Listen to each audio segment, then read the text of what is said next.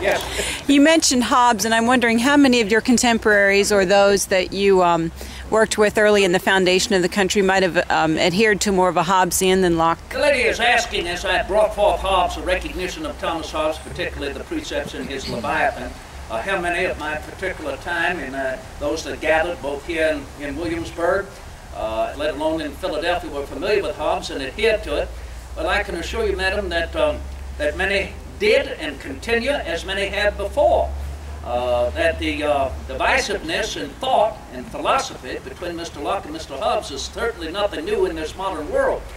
It has been exemplified and philosophized by them freely, but it has been there from time immemorial. In fact, Aristotle was wont to purport millennium ago that man is born with a dichotomous nature.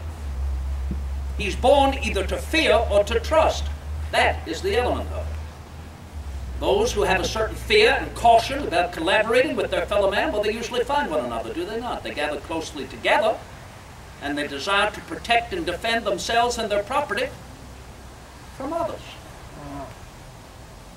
Oh, that is what he says, and we find a great truth in that. Fear, sir, fear. Recognized as to how it can be utilized, how it can be provoked, how it can be supported. But fortunately, there are those who are born with faith and trust in their fellow man. Those who realize by common sense alone that fear is intangible, that it is the individual that conjures it.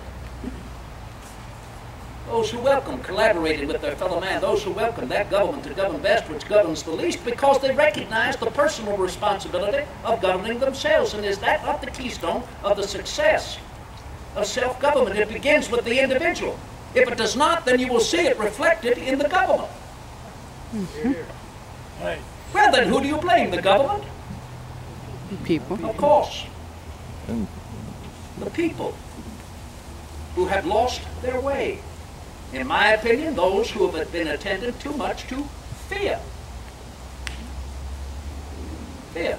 Now you ask me in this modern world who has exemplified that beyond Mr. Locke and Mr. Hobbes. Well, I think it has become well known. It is the crux, if you will, of our nation's divisiveness in politics, and that is, of course, the difference of opinion best exemplified between General Hamilton and myself. General Hamilton encouraging, if you will, mercantilism, the support of corporation, financiers, stock jobbers, speculators, supported by their particular vision of government, as opposed to the opportunity and liberty of an individual to capitalize. Not mercantilism, but to capitalize. That is a unique American phrase. Oh, it is built upon that suggested by Mr. Smith in his Wealth of Nations. Capital and how it can be utilized. It means not only hard money, it means also the capitalizing upon one's ideas, one's talents, what one has to measure their own capacity to fulfill that capacity.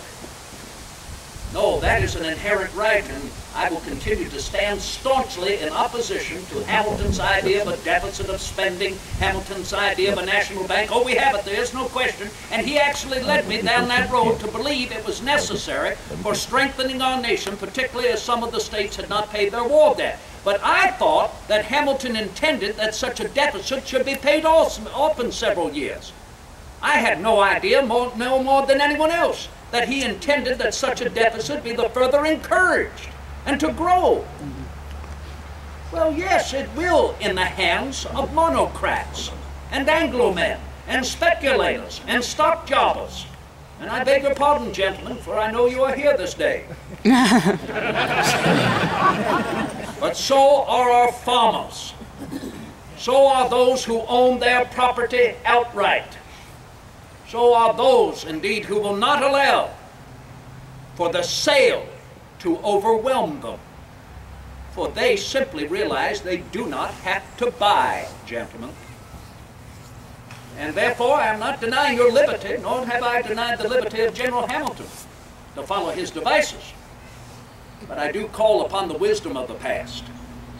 And that is, so long as we encourage ourselves through Hamilton's schemes, citizens, there are three essential principles of good economy that will ever keep you free and solvent.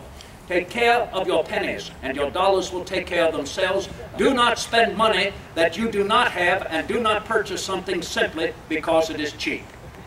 And there I think you will find the wisdom of Mr. Locke to still be as valid now as it has been over the last century and a half. Thank you. I have time for just one further question.